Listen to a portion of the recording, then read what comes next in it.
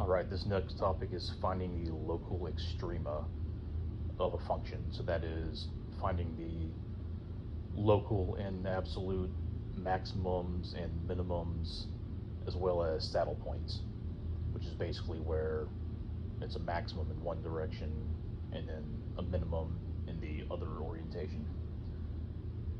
So these exist where both f sub x and f sub y equal 0, or if one of them does not exist.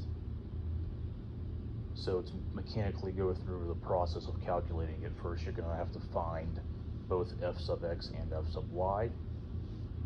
So then you want to set those equations that you just found equal to 0. So in other words, replace the f sub x and the f sub y part of the equation with 0. So now you have two equations that you can set equal to each other. So then you just try to solve for x or y. It just depends on what equations you get. It depends on what looks like it's easy to cancel out.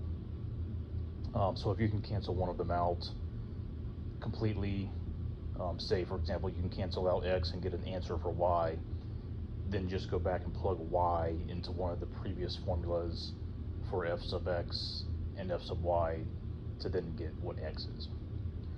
Also be sure to check for solutions that might only be evident during the middle of the calculation process.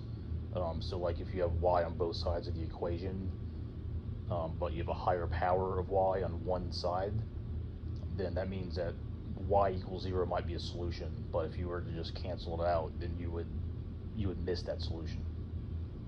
So anyways, once the extrema points are determined, which is what you just did, you now need to figure out what type of extrema they are. So the way that you do this is by what's called the second derivative test, also known as big D.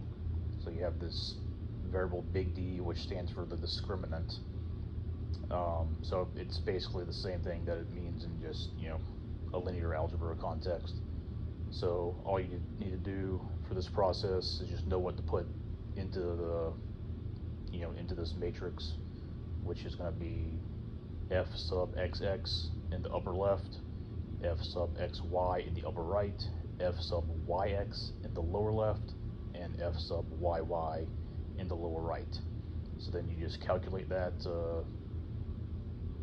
that determinant basically, and then if you get big D to be positive, then you have to also check the value of f sub xx, which if that is also positive, means that you have a local minimum.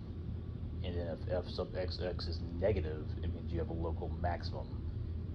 And then the final option is if big D is negative, that means you have a saddle point. So that's that.